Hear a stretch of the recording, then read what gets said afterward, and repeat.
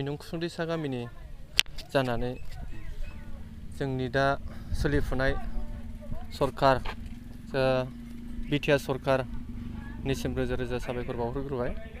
दा दिनै जोंनि इउपिपिएल सरकारा जाहाथे मोजाङै मोजां देरहालांबावो, देग्लायनि बे लकसभा एमपि इलेक्सनाव जयन्त सारखौनो जोङो मोजाङै मोजां देरहासार होगोन।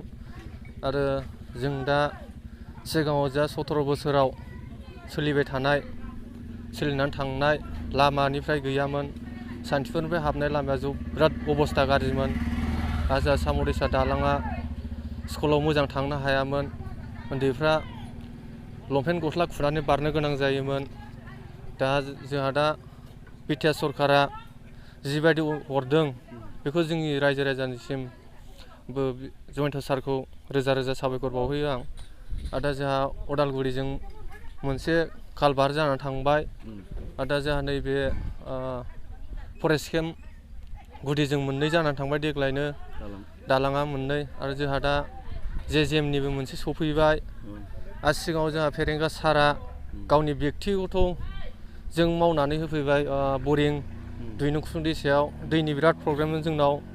दा जोंहा बेखौ मोननानै जोबोद सारनिसिम आं गोजोननाय बावहरो। आरो सिगाङाव जोङो थानो हायामोन, बै बिपिएफनि सरकार बा हाग्रामानि सलायनाय सरकार 17 बोसोराव जों बेंगालराव 5 बोसोर खारनानै थानांदों।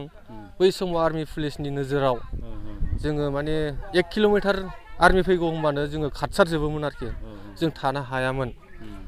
दा बेबायदि अबस्थानिफ्राय जोङो रैखा मोनबाय, सान्थि फैबाय। बिटिआर सक्ति जानाय लोगो लोगो जों माने गोजोननायखौ मोनबाय। जाहाथे बिमा बिफाजों जोङो मोखां नायलाय नायलाय ओंखाम बोथिसे मोजाङै जिरायनानै जानो हायो। जों सिगाङाव बिदिनो बिमा बिफाजोंबो मोजाङै रायज्लायनो मोनला, मोजाङै ओंखाम दै मोनजाला, बेदर दरसे लाबोबाबो जयैनो मोनजायामोन।